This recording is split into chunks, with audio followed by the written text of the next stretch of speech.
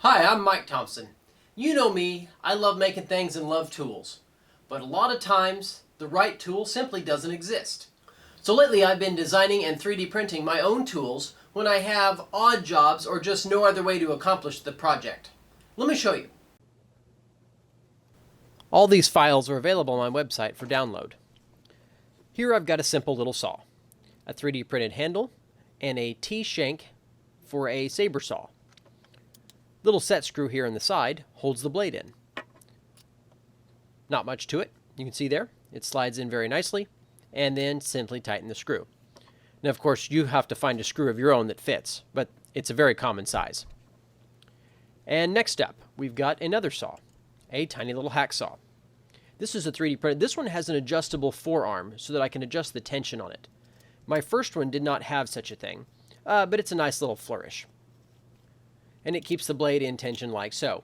This is a 6-inch blade for a scroll saw, and it fits in the little 3D printed slots. You put it flat on the bed like that so that filament follows function, and this thing can cut all sorts of stuff, just depending on whatever blade you put in.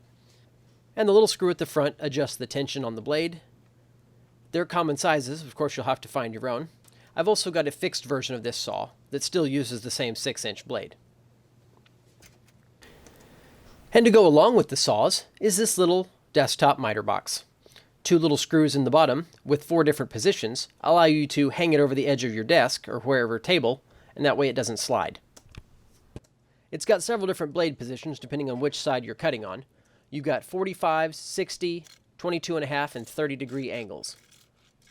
You can see here that the saw makes quick work of this little dowel when it's hung over the edge of the desk, and you get a perfect 45 every single time, or any other angle that you might want.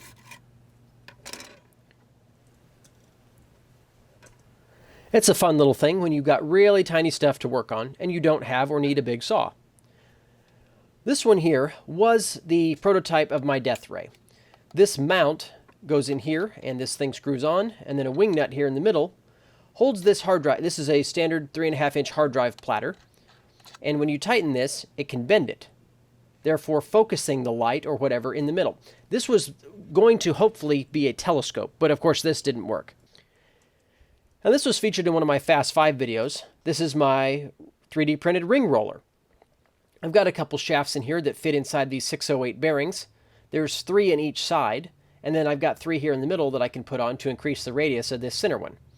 And you just pull strips of steel, plastic, or whatever, back and forth, tightening these 2 blue handles on top to reduce your radius, and push and pull again until you get what you want. It's really, really easy to use, and I love this little thing. It's super portable and can sit pretty much anywhere I need it to. Now, of course, the thickness of the things you can do are limited. This here happens to be some of that steel strapping material to lock down crates and boxes.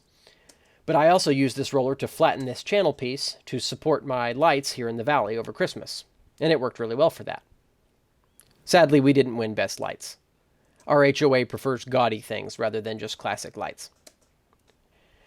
So then, also in one of my Fast 5 videos, I've got a set of bead roller dies.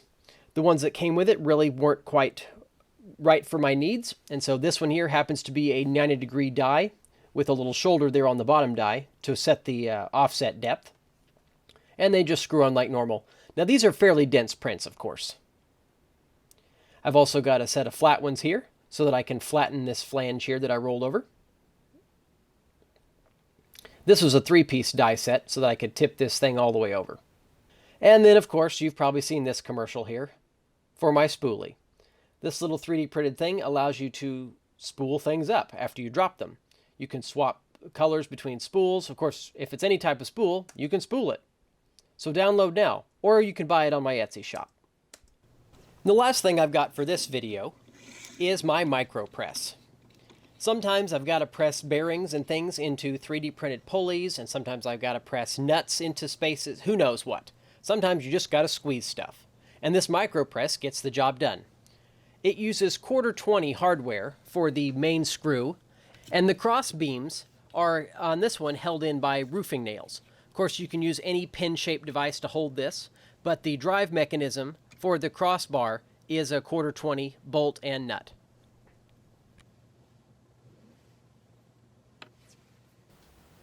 So all of these tools files are available for download on my website, mikesinventions.com. So hop on over there and download and get printing your own tiny tools. Go ahead and subscribe if you haven't already. I'm Mike Thompson, and thanks for watching. I really appreciate it.